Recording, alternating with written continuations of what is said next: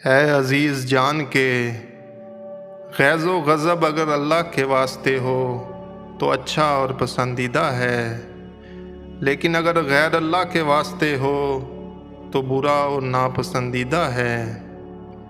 مسلمان اللہ کے واسطے غصے میں آتا ہے، نہ کہ اپنے نفس کے لیے۔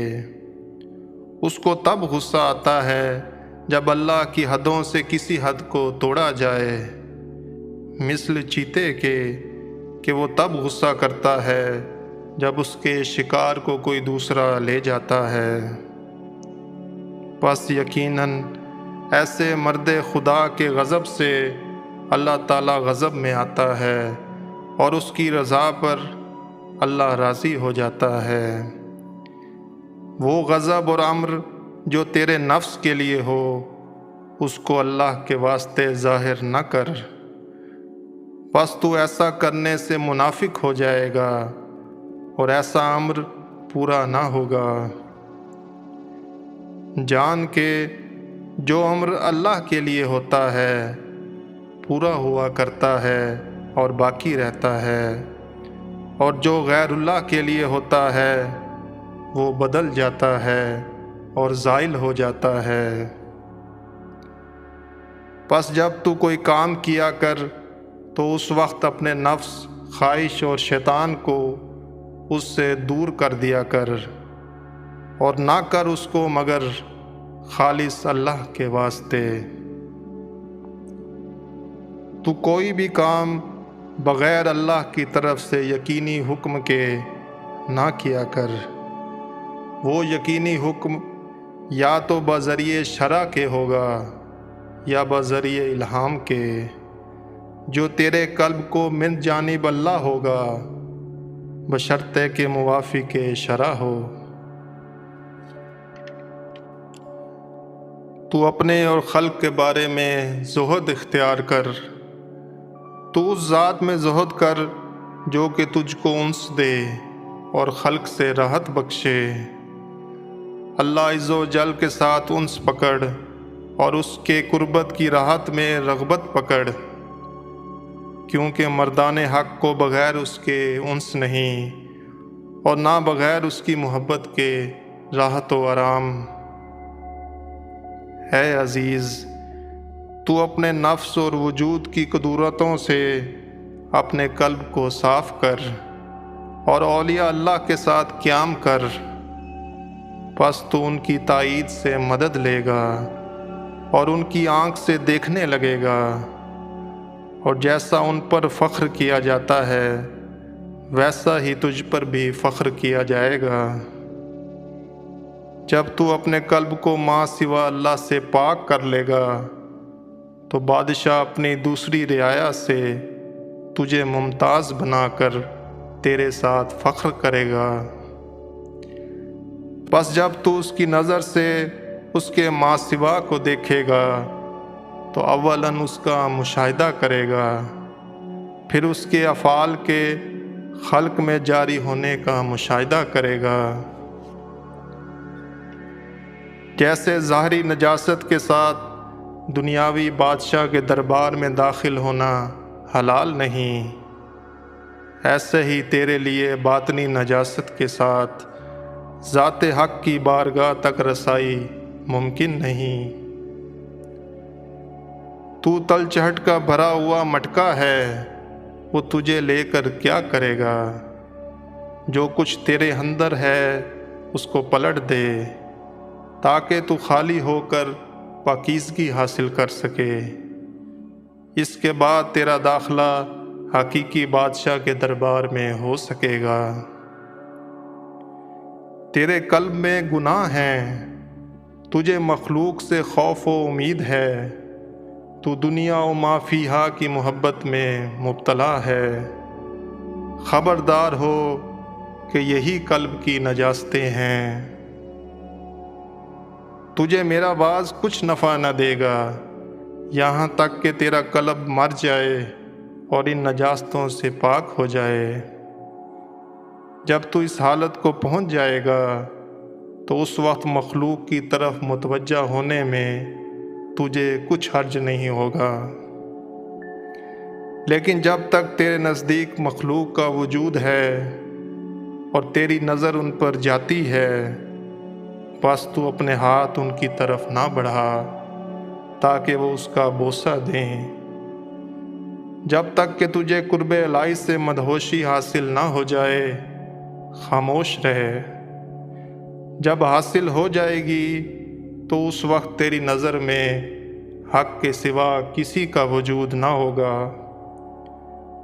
ایسے میں ان سے ہاتھ پر بوسہ لینے اور ان کے اقرار و انکار سے اور تعریف و برائی سے تجھ پر کوئی اثر نہ ہوگا۔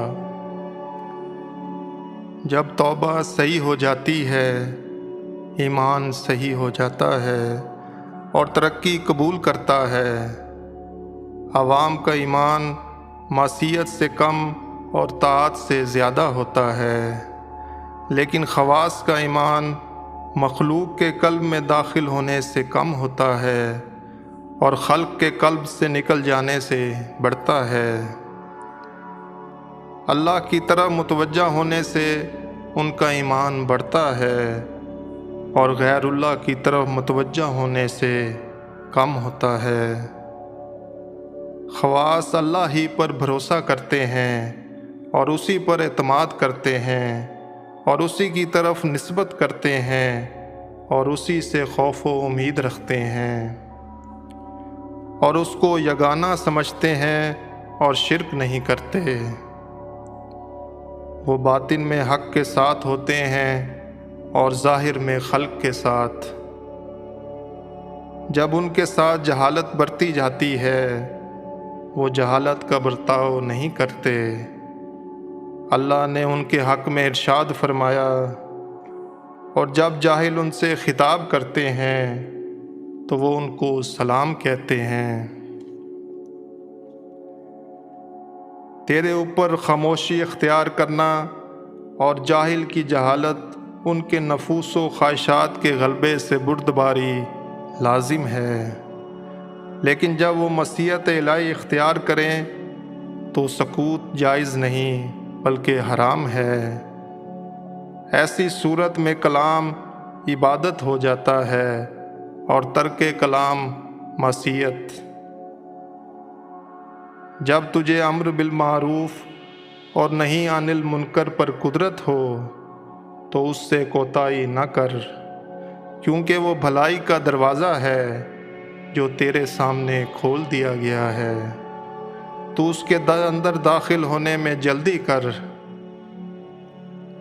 حضرت عیسیٰ علیہ السلام جنگل کی گھاس پات کھایا کرتے تھے اور تالابوں کا پانی پیا کرتے تھے اور غاروں اور ویرانے میں پناہ لیا کرتے تھے۔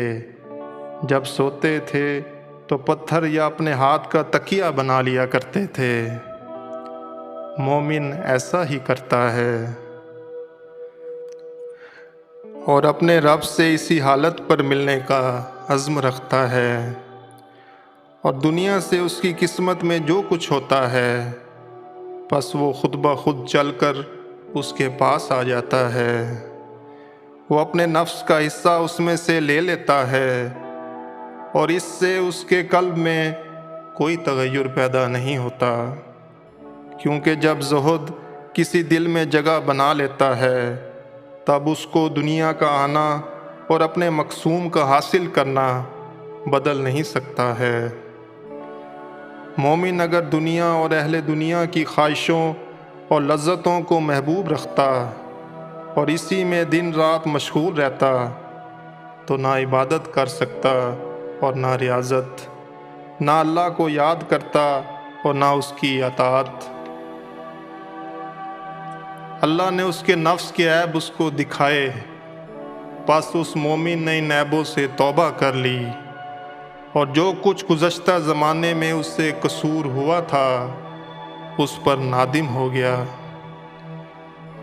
اللہ تعالیٰ نے اسے دنیا کے عیبوں پر باطریق کتاب اور حدیث اور بذریعہ مشائخ کے آگاہ کر دیا، پس اس کو دنیا و ما فیہا سے بے رغبتی حاصل ہو گئی۔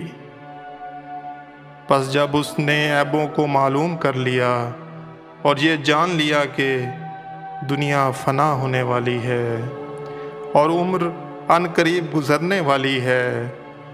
دنیا کی نعمتیں زائل ہونے والی اور اس کی رونق بدلنے والی اور اس کے اخلاق برے ہیں۔ دنیا کا ہاتھ ذبح کرنے والا اور اس کا کلام زہر، وہ مزہ چکھانے والی اور پھر چھوڑ دینے والی ہے۔ دنیا کا کوئی ٹھکانہ اور جڑ اور عہد نہیں، اس پر قیام ایسا ہے جیسے پانی پر عمارت بنانا۔ لہٰذا مسلمان دنیا کو نہ اپنے قلب کا قرار اور ٹھہراؤ بناتا ہے اور نہ گھر، جس کے بعد وہ مرد مومن ایک درجے اور ترقی کرتا ہے اور اس کی مضبوطی قوت پکڑتی ہے، پس وہ اپنے حق عز و جل کو پہچان لیتا ہے۔ پس وہ آخرت کو بھی اپنے قلب کا قرار و ٹھہراؤ نہیں بناتا، بلکہ وہ دنیا و آخرت میں صرف خدا کے قرب کو اپنے لیے ٹھہراؤ قرار دیتا ہے اور وہیں اپنے باطن و قلب کے لیے گھر بنا لیتا ہے۔ اس حال میں اس کو دنیا کی عمارت اگرچہ وہ 1000 گھر بھی بنائے کچھ نقصان رسا نہیں، کیونکہ وہ اس کو اپنے غیر کے لیے بناتا ہے نہ کہ خود اپنے لیے، اور وہ اس میں حکم الہی کو بجا لاتا ہے اور قضاء و قدر کی موافقت کرتا ہے۔ اس کی عمارت بنانا خدمت خلق اور ان کو راحت پہنچانے کے لیے ہوتی ہے۔ وہ کھانا پکانے اور روٹی لگانے میں دن کو رات سے ملا دیتا ہے، دوسروں کو کھلا دیتا ہے اور خود اس میں سے ایک ذرہ بھی نہیں کھاتا۔ اس کا طعام تو مخصوص ہے جس میں اس کا غیر شریک نہیں ہوتا، پس وہ اپنی خوراک آنے کے وقت افطار کرتا ہے اور تمام وقت جو کہ غیروں کے کھانے کا وقت ہوتا ہے وہ روزہ دار رہتا ہے۔ زاہد کھانے اور پینے سے روزہ دار ہوتا ہے اور عارف اپنے محبوب کے سوا سب سے صائم رہتا ہے۔ وہ تو مبتلا بخار ایسا مریض ہے جو طبیب کے ہاتھ کے سوا دوسرے ہاتھ سے کھاتا ہی نہیں۔ محبوب سے دوری اس کی بیماری ہے اور محبوب کا قرب اس کی دوا۔ زاہد کا روزہ دن میں ہوتا ہے اور عارف کا روزہ دن رات۔ اس کے روزے کا افطار بغیر اللہ کی ملاقات کے ہوتا ہی نہیں۔ عارف عمر بھر کا روزہ دار اور ہمیشہ تپ زدہ رہتا ہے، اپنے قلب سے ہمیشہ روزہ دار ہے اور اپنے باطن سے سراسر مبتلا بخار۔ اس نے جان لیا ہے کہ اس کی شفا رب عز و جل کی ملاقات اور اس کے قرب میں ہے۔ اے نفس کے غلام، اگر تو اپنی نجات و بہتری چاہتا ہے تو پس اپنے قلب سے مخلوق کو نکال ڈال اور نہ ان سے خوف و امید رکھ اور نہ ان سے انس پکڑ۔ مخلوق سے بھاگ اور دور ہو جا۔ مخلوق جو غفلت میں پڑی ہے سمجھ لے کہ مردار ہے۔ جب تیرے لیے یہ حالت درست ہو جائے گی تو اللہ کی یاد کے وقت اطمینان اور غیر اللہ کی یاد کے وقت تیری بے قراری درست و صحیح ہو جائے گی۔